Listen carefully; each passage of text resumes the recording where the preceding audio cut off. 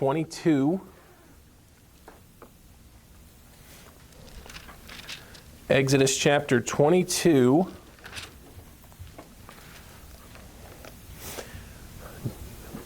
In Sunday school lately, we have been working our way through the judgments that were given to the nation of Israel, right? These were the laws that governed them as a people. The nation of Israel stood and proclaimed that what God said they would do. They made a covenant with God.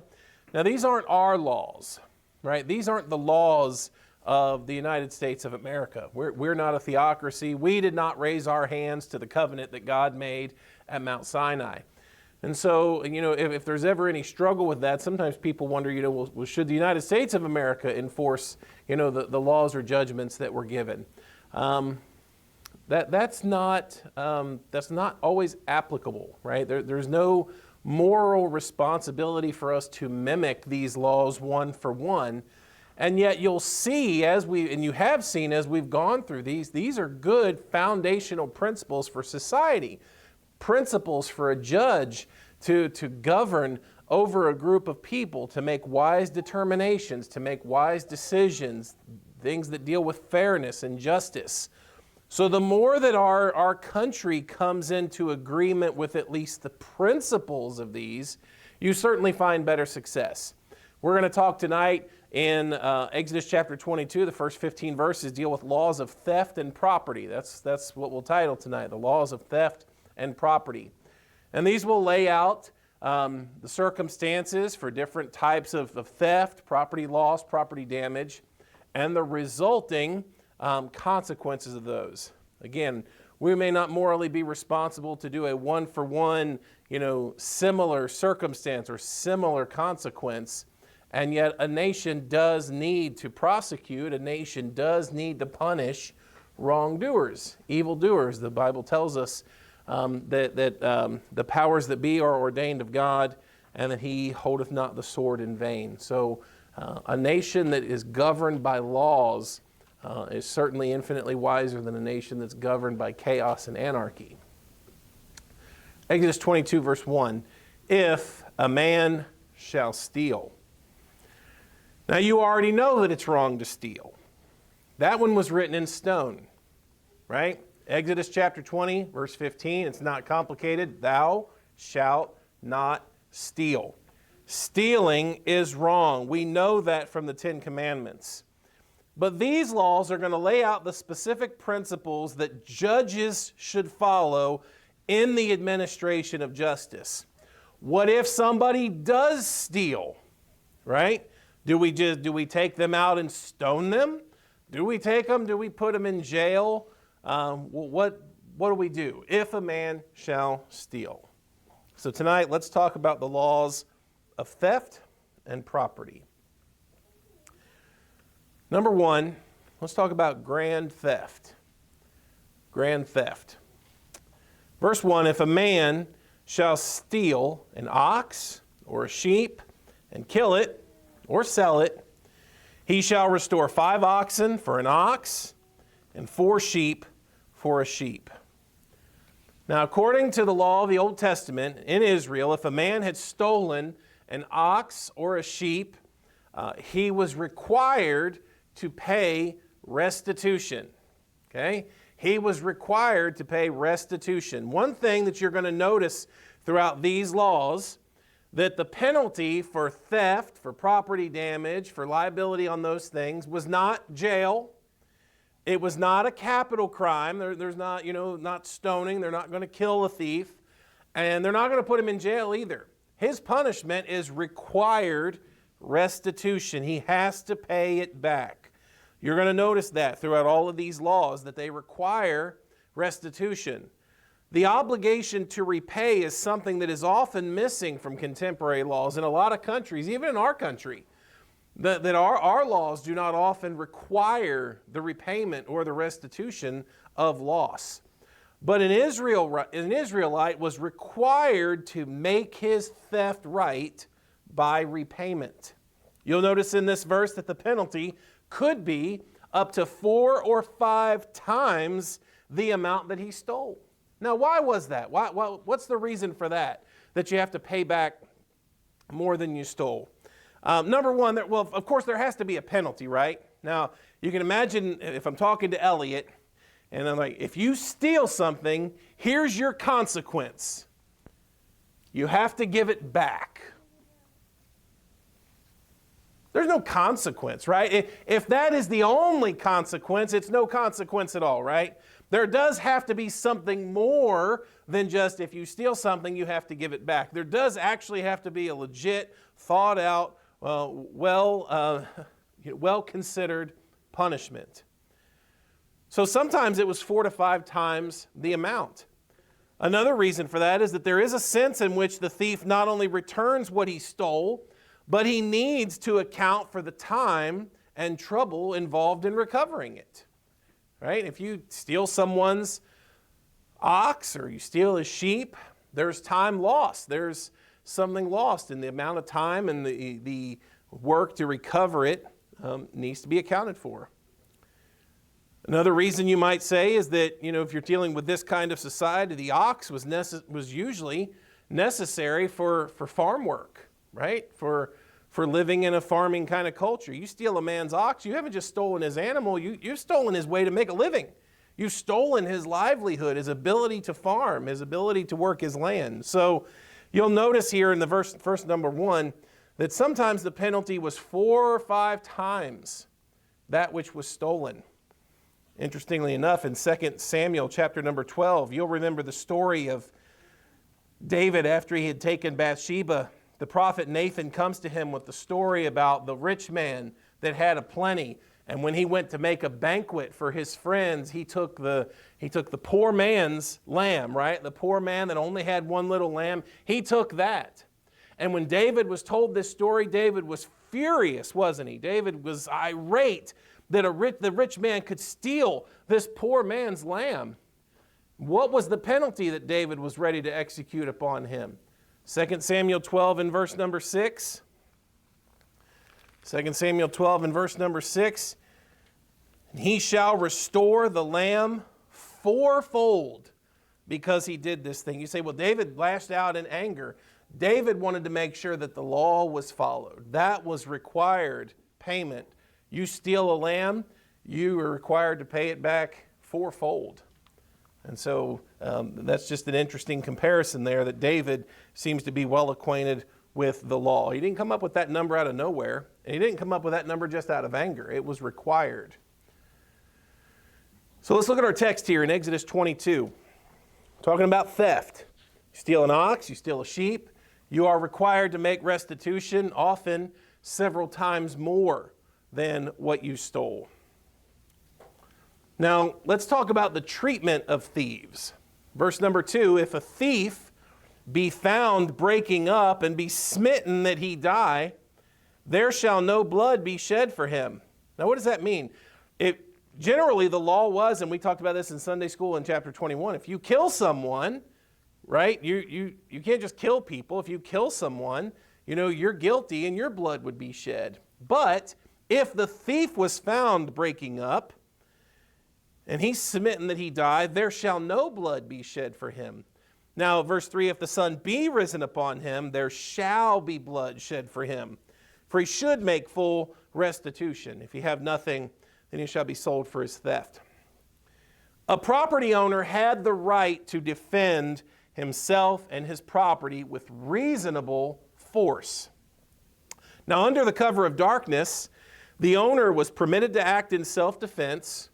As the darkness would mask the thief's identity. It was going to make capture and recovery very, very unlikely. So if the thief was found in the night and he was found breaking up and the owner defends himself and his property, that's self-defense. No blood shall be shed for him, right? We have laws that kind of similarly mimic that there are certain circumstances that in self-defense of person and property, you are able to use reasonable and sometimes even lethal force. But according to verse number 3, the owner was not allowed to carry out his own vigilante sense of justice. If daylight could reveal the thief's identity, then he's not permitted to use lethal force. If you can tell who the thief is, The thief can be reported to the proper authorities. He wasn't to be hunted down and killed. He was to be apprehended and required to make restitution. That's what it says in verse 3. If the sun be risen upon him, there shall be blood shed for him. Okay? So if you steal from me, and if it's during the day and I can obviously tell who you are, and I kill you in vengeance, then now I'm on the hook. Okay? Because I'm actually supposed to report you to the authorities according to verse number 3 so that you can make full restitution. If the thief was unable to repay, verse number 3, he shall be sold for his theft. You steal from me, you get caught, and you can't pay it back, guess what? You get to work it off. You get to be sold into service until such time as your debt can be paid. You have to make restitution. You stole my ox. Well, I don't have anything to pay. I don't have anything to pay you back with. Get to work. You will work off that debt. And so he could be sold for his theft. There is a note here in verse number 4. If the theft be certainly found in his hand alive, whether it be ox or ass or sheep, he shall restore double. So if you stole an ox from me, you may not have to pay 5 times back, right? Like verse number 1 says. If we catch you with it, it's still alive and still in your possession, then recovery was easier. We got our property back. You'll repay double, right? Instead of the 5 times. So the Bible gives a certain degree. The Bible does take into account the logistics of how difficult it is to get recovery, the amount of time and effort that's involved in the loss. And so verse number 4 tells us if the thief is found with the stolen goods on him and alive, he will repay double. Okay? Theft is not only morally wrong, it is wrong for us to take what belongs to another. It is wrong for us to steal. God's purpose and plan for Israel was that thieves be required to make restitution and pay for the damages and the loss that they caused through theft. Okay? You make it, you put the incentive out there that crime doesn't pay. And if you steal, okay, there is a heavy, heavy price to pay. And if you can't pay it, you may end up working it off, buddy. So grand theft, stealing is obviously morally wrong, and the judges were given guidelines how to treat those kinds of criminals. All right. Verse number 2, let's talk about restitution and intent. Restitution and intent. In our next series of verses, you're going to have some laws that regarding responsibility, and there's some mishaps that occur. And some of these mishaps have not always seemed to have been intentional. Let's talk about those. Verse number 5. If a man shall cause a field or a vineyard to be eaten, and shall put in his beast, and shall feed in another man's field, of the best of his own field, and the best of his own vineyard, shall he make restitution. The owner of an animal is responsible for his grazing, right? And he is to respect the property of another, right? Theft is obviously the disrespect of another's property. You think that you can take it. But God actually goes even a step further to tackle the subject of neglect, carelessness, or lack of caution. You got a man here in this passage. If you've got a beast and you're in another man's field, you're responsible for what your animal might eat. You're responsible for what your animal might take. It says there in that verse that if a man shall cause a field or vineyard to be eaten, of the best of his own field, the best of his own vineyard, shall he make restitution. If I don't keep track of my animals and we cause some loss by coming into yours and my animals start grazing in your fields and your vineyards, I'm required to repay and to repay you out of the best of mine. Not the scraps, but to repay you the best of mine. Here you'll see that folks were indeed held accountable People are accountable not just for what they do intentionally, but for harm that they permit or allow to happen through carelessness. Okay?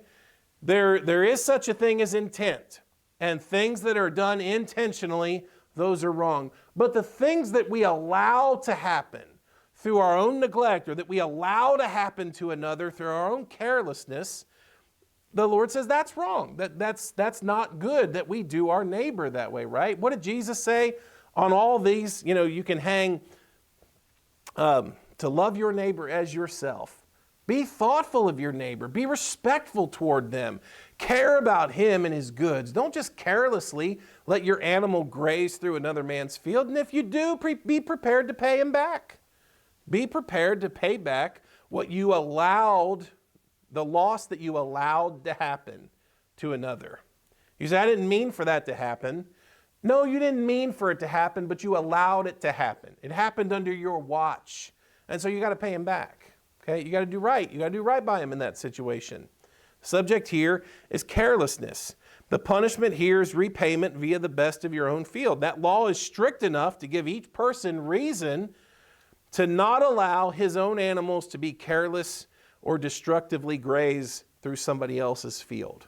Carelessness. Verse 6, similarly, if fire break out, catch in the thorns, so that the stacks of corn or the standing corn or the field be consumed therewith, he that kindled the fire shall surely make restitution. Now, it doesn't ask you what your motive was for creating the fire, right? If you kindle a fire, maybe you kindled a fire because you were cold. Maybe you kindled the fire because it was almost dinner time and it's time to set on a pot and get dinner ready. It doesn't matter what the reason is for starting the fire. If you start a fire and it spreads and it catches somebody's field on fire, you're responsible for that. You started the fire. That's your fault. You say, I didn't mean for it to happen. I get that. And nobody's mad at you, right? That we understand sometimes accidents happen. But if you're responsible for an accident that happens, you got to be responsible to take care, right? To make sure that another doesn't suffer loss. You really need to have car insurance, right? I dare say that just about every one of us that's been driving any time has been in some kind of accident. You didn't mean for that to happen, right? But you carry insurance, right? Because if you're in an accident and you do damage to someone else's property, you're responsible for that, right? You've got to make them whole. You've got to make them right. You say, I didn't mean for it to happen. It was an accident. Of course. Nobody's out here demolition derbying into people, right? But if you do harm or loss, intentionally or unintentionally, love your neighbor, right? You take care of them. He says in verse number 6, if a fire breaks out, he that kindled the fire shall surely make restitution. Okay? Make it right. Pay it back. So, you start a fire and it destroys another property, you're on the hook. You got to repay him. Again, it could be intentional. And if it is, I hate that. I hate vandalism. I hate the idea that there are people out there that are just intentionally destructive to other people's property, that they don't care, they're not thoughtful, they're not grateful for what they have, and certainly aren't grateful for what others have. And some people are vandalists, and I hate that. That stuff's intentional. Sometimes it's not intentional. It might just be foolish or silly negligence. But God's law for Israel carried with it a high degree of personal responsibility. If it happened under your watch, make it right. This isn't profound stuff, right? Sometimes we think, God's law, and we think of how high and holy God's moral law is, and obviously it is. Of course it is. And maybe sometimes we neglect to see that God's law, when practically applied, this makes good, wise, common sense, right? Don't steal. Well, what does that look like on paper? Well, if you do steal, you got to pay it back. But if through your neglect, if through your irresponsibility, loss happens to another, make it right. make it right by them. Verse number 7. If a man shall deliver unto his neighbor money or stuff to keep, and it be stolen out of the man's house, if the thief be found, let him pay double. If the thief be not found, then the master of the house shall be brought unto the judges to see whether he have put his hand into his neighbor's goods.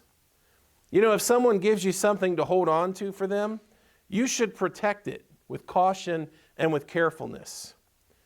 Now, if it's stolen, then shame on the thief that stole it. And he needs to pay what he stole, actually double, according to this. But if there is no thief, listen to this again. If the thief be not found, then the master of the house shall be brought unto the judges to see whether he shall have put his hand into his neighbor's goods. If somebody leaves something in your trust and they come back and it's not there and it wasn't stolen, you probably ought to prepare for an investigation. That doesn't mean that you stole it. That doesn't mean that there was foul play. But it says, if the thief be not found, then the master of the house shall be brought to the judges to see. Something was put into your care and into your trust, and now it's gone.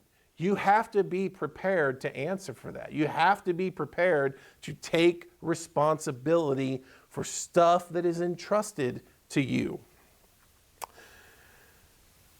You are supposed to be a faithful steward of things that are left in your care. Now, there's so much truth in this that Jesus could actually preach a subject about this, right? In Luke chapter 19, beginning in verse number 12, Jesus Christ gives the parable. He speaks about the nobleman that went into a far country to receive a kingdom. And while he was gone, he took his stewards and he gave them 10 pounds. And what did he say? Occupy till I come. And that nobleman expected that which he left in the care of another, that they would be faithful stewards of it. God expected that out of the nation of Israel, that if someone leaves something into your care, you're responsible for it. And you need to be prepared to answer for it because you are a responsible party. You were trusted, and if a thief takes it from you and steals, shame on him, and he's going to pay back double what he stole. But if I come back and what I trusted to you isn't there, there's a problem. Where is it? Well, I don't know. Well, did a thief take it? I don't know. There's no thief. I don't know. What do you mean you don't know? I trusted you to hold it. You could be brought before the judges, right? There is a high level of personal responsibility assumed. High level of responsibility. Someone gives me something to hold on to for them and watch for them, I need to be careful with it. If somebody at work, they've got a Rolex, they've got a real expensive gold watch, and they're going to run off and do some kind of manual labor or hard work and say, hey, here, can you hold this for me? Can you watch over this for me? I'll be back in a couple hours. And I take that watch and I just lay it on the side of my desk, and then I go off to lunch, and then I go run some errands for a couple of hours, and I come back, and now all of a sudden that watch isn't there on the corner of my desk. I'm going to feel about that tall. Why did I leave that out? He asked me to watch that, and I just left it out there. It's like I didn't even care. I didn't take any thought. I obviously didn't mean for somebody to steal it. That wasn't what I was hoping for, but I wasn't thoughtful. And yet in Israel, neglect was not a sufficient excuse to get you off the hook, right? Neglect, carelessness is not likely to get you off the hook. Loving your neighbor as yourself doesn't just mean don't steal from him. But if you have the ability, if it is within your ability to prevent harm to him, you got to do that, right? That's part of loving your neighbor. It obviously makes sense. Don't steal from him. But if it's in your power to protect what's his, if you've been entrusted with what's his, or if you by carelessness or negligence allow harm to come to him, you got to make that right. Okay? That's the right thing to do. And God wanted to make sure so for Israel. All right, let's get going here. I would like to at least get through verse 15 tonight. Number 3, trust and property. Trust and property. Verse number 9. For all manner of trespass, whether it be for ox, for ass, for sheep, for raiment, or for any manner of lost thing, which another challengeth to be his, the cause of both parties shall come before the judges, and whom the judges shall condemn, he shall pay double to his neighbor. Now this verse deals with any manner of things that is lost and challenged to be someone else's, right? All manner of trespass, it doesn't matter if it's ox, ass, sheep, raiment, any manner of lost thing which another challenges to be his. In Israel, an owner doesn't stop being an owner just because an item gets lost, right? If I lose the keys to my car and you find them, that doesn't mean that you have a car now, right? That's my car. If I see, let's just paint the scenario here like it's painted in verse number 9. Let's say that I've lost something, and I see that Joe, he turned up with something awful similar to what I got. Looks the same. I might challenge him as to the truth of who really owns it. Who owns that? Joe, I think that's mine. I can bring him before the judges, according to verse number 9.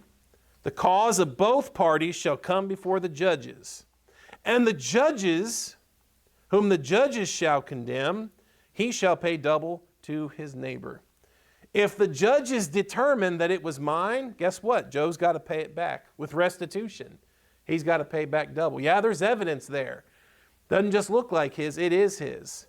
Not only does that watch look like Philip's, it's got his initials engraved in the back side of it. Guess what? PT means Philip Thomas, not Joe Thomas. In other words, this passage, the old adage of finders, keepers, losers, weepers, that doesn't apply in Israel. If you find a gold watch laying by the side of the road, it doesn't become yours just because nobody's around to claim it that moment, right? It doesn't become yours just because you're not sure who it belongs to. The guilty party here, notice what it says there, whom the judges shall condemn, he shall pay double to his neighbor. If the case, let's say I accuse Joe, and I'm going to bring him before the judges because I think he stole my watch, and I'm going to accuse him of being a thief. And we come before the judges, the one who is determined to be in the wrong pays double. The guilty party. Now what does that mean? It means, of course, there's a price to pay for possessing stolen items, right? There's even laws against that in our country. You can't possess stolen items. You got to prevent that. But it also means that there is a price to pay for false accusations and false lawsuits. We would do much better to get a hold of that nonsense in our country too. If I accuse Joe of stealing and I bring him before the judges and all the evidence comes out and Joe can provide proof and it becomes clear, no, that was his, and I falsely accused him, and I have falsely maligned his character and his reputation, guess what? Now I owe him restitution. Whom the judges shall determine will pay the double. If you're going to accuse someone, you really need to have evidence. You better make sure that you're really ready to accuse someone. False accusations and false testimony can be just as damaging to somebody's reputation. Okay? You've got to be very, very careful before you go misrepresenting people, before you go making false accusations. That's damaging to people in their testimony, right? People have been falsely accused of things, and even when evidence comes out that they were innocent, there's still that stigma that sometimes is attached to them. We got to stop that, okay? And God's going to stop that in the nation of Israel. If you want to accuse someone, if they stole it, they'll pay back double. But if you go before the judges and you were the one in the wrong, you got to be ready to pay up as well. Verse number 10. If a man deliver unto his neighbor an ass or an ox or a sheep or any beast to keep, and it die or be hurt or driven away, no man seeing it, Then shall an oath of the Lord be between them both, that he hath not put his hand to his owner's goods, neighbor's goods, and the owner of it shall accept thereof, and he shall not make it good. Now the law gave the judges a little bit of wiggle room when it came to situations where things were a little suspicious, right? Something suspicious here. We got an animal that's been entrusted to you, and it dies, or it gets hurt, or it comes up missing, and there's no event. There's no witnesses to the event either, right? That's all labeled out here for us in verse number 10. It dies, it's hurt, it's driven away, and no man sees it. We don't have any witnesses. But what you entrusted to me comes up missing. In that case, the accused can make an oath that he was not at fault, that he was not responsible for the loss that occurred. And in this case, the man would be considered innocent if not proven guilty. Right? Verse number 11, then shall an oath of the Lord be between them both, and he that hath not put his hand to his neighbor's goods, and the owner of it shall accept thereof, and he shall not make it good. So there was, in suspicious circumstances, a presumption of innocence until proven guilty. Isn't this practical? Isn't this good stuff? Like a good way to govern a nation? Unless evidence can be produced to the contrary, the owner has to accept it. He has to accept the oath. All right. If you're telling me you didn't take it, I got to accept that you didn't take it. Now, verse 12, if it be stolen from him, he shall make restitution unto the owner thereof. If there's any evidence to the contrary, if there's anything suspicious that the judge is like, it seems like there's something here. You got to make it right. Now, verse 13, if it be torn in pieces, like if you can produce the carcass, then now that's another thing, right? Because if you can produce evidence, then let him bring it for the witness, and he shall not make good that which was torn. Okay? The judges here have some wiggle room when it comes to suspicious circumstances to investigate, to allow someone to testify in their own defense, make an oath, make a promise, or swear, that they were innocent. There's no witnesses.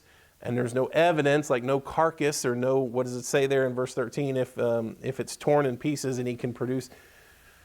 The judges have some leeway, right? They got some room there to determine that, yeah, he needs to pay. No, maybe he doesn't need to pay. Lastly, let's cover verse 14 and 15. It says that if a man borrow, so the principles of restitution are even going to be applied to the scenario of borrowing and lending. Verse 14, if a man borrow aught of his neighbor, and it be hurt or die, the owner thereof being not with it, he shall surely make it good. But if the owner thereof be with it, he shall not make it good. If it be an hired thing, it came for his hire. So again, the principles of restitution are applied even to borrowing and lending. If something is borrowed, you borrow something to use, you're responsible for its care when the owner isn't around. Right? Now, if the owner's around, that's what the difference in verse 14 and 15. Is the owner there? Because if the owner is there, it's going to be assumed that the owner is responsible for his stuff, right? To make sure, even if you're using it, if the owner's there and can watch, he's got to be responsible for his stuff. And if he sees that it's being used incorrectly or something happens, he's there, he's on the hook. But if the owner's not around and you've borrowed something and you've used something that belongs to someone else, they've lent it to you, and something happens to it, make it good. Make it good, make it right. We have some laws here that they're balanced, right, between fairness and justice.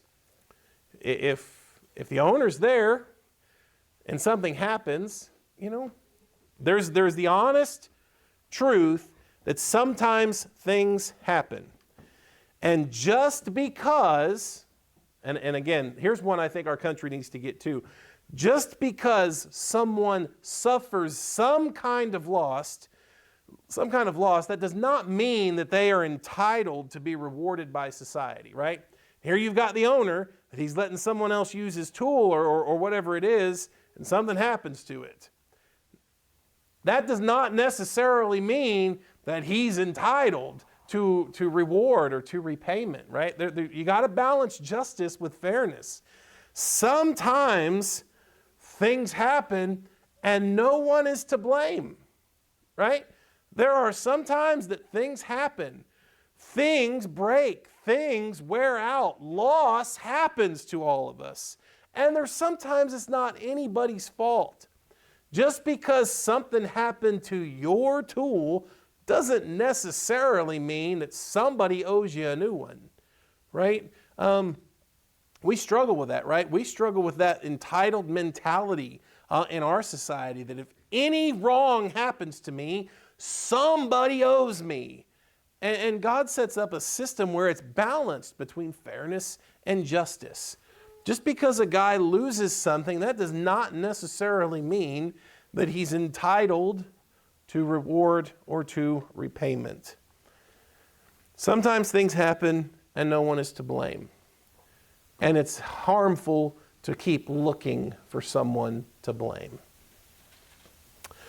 Now, these are the laws of theft and property. And folks, a hallmark of society needs to be that we can trust each other. That's what these verses boil down to, right? Love thy neighbor as thyself. We got to love each other, and we got to be able to trust each other. And obviously, I need to be able to trust that you're not going to steal from me. But I also have to trust that you're going to do everything in your power to make sure that I don't suffer loss through your negligence. And I need to be willing to commit that I'm not going to allow you to suffer loss because of my negligence. And if that happens, because sometimes things happen, sometimes an animal gets loose, sometimes, the fire spreads because it's really dry and you didn't take into account, and sometimes things happen. Okay, when they happen, make it right. If it happened under your watch, if you were responsible, make it right. Somebody entrusted something to you, well, they showed up and now it's gone. I don't know what happened to it. Come on, you got to do better. We got to be able to trust each other better than that. These laws form a foundation for that type of society. People that want to live in harmony have got to be able to trust each other on the basic concept is that if something happens to you and I'm responsible for it, I'll make it right. Okay, we have to at least give each other that. I cannot prevent every loss from happening to you. Things are going to happen to you in this world. Sometimes there'll be somebody to blame. Sometimes there won't be somebody to blame. Sometimes things just happen. But if it happens under my watch, I'm going to do everything I can to prevent it from happening. And if it does happen, I'm going to do everything I can to try to make it right. Whatever I allowed to happen or caused to happen, I'm going to do my best to make it right. These laws form that kind of foundation, okay? That we love each other to that level. I'm not just going to say, okay, I promise not to steal from you. No, I'm going to make every attempt to make sure that through my actions, I do right by people. And I'm not going to just be careless and not care what happens to you. I am going to care. I am going to care. So may God help us to live in such a careful and thoughtful and respectful and responsible attitude toward each other. If I told you I loved you and I cared about you, but you knew that deep inside, I don't really care what happens to you. I really don't care if on the way home, my car hits another. I don't care, whatever. It's an old piece of junk anyway, right? It's a 26-year-old car. I'd like something different anyway. If I wreck into somebody, if that was my attitude, do you really think that I have a real compassionate or loving attitude toward folks? You'd say, no, that's hateful. That's old grumpy Gus over there. What? No, right? We care. And I'm telling you again, and I say just to repeat one last time, I can't prevent everything bad from happening to you. And let's be honest, there may be times that something happens to you and it was my fault. And I didn't mean for it to happen. And it was an accident, but I caused it.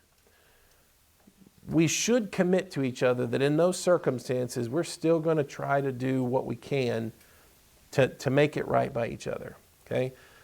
If I harm you intentionally or unintentionally, I love you enough to try to do what I can to make it right. Now, the local church and the United States of America are not bound to these laws as they are written like that, right? If you steal something from somebody, there's no guarantee that you're going to go before the judge and he's going to say, okay, you have to pay him back 5 times that amount. Here in our country, you might end up thrown in jail. We've got petty theft, grand theft, depending on what you stole and how much it's worth. That's going to impact the penalty that you might serve. We've got different laws, and justice is administered in a different way in our country. But the truth still remains. Don't steal from people. Don't do things to intentionally cause them loss. Try not to do things that will unintentionally cause them loss. And always, always, always try to make it right. Okay? Try to do right by people. All right. That's good, helpful stuff. Let's go ahead and we'll have a word of prayer. We'll be dismissed tonight. Thanks for being here. Appreciate everybody. I hope that you get a chance to, as you're reading these and been in the Sunday school classes and think on these things, that you see how much sound foundational wisdom there is in God's law. Just in God's law that He gave Israel, the rules for judges to govern their country, their nation. And this is practical stuff. This is just wise stuff for how we deal with each other. All right.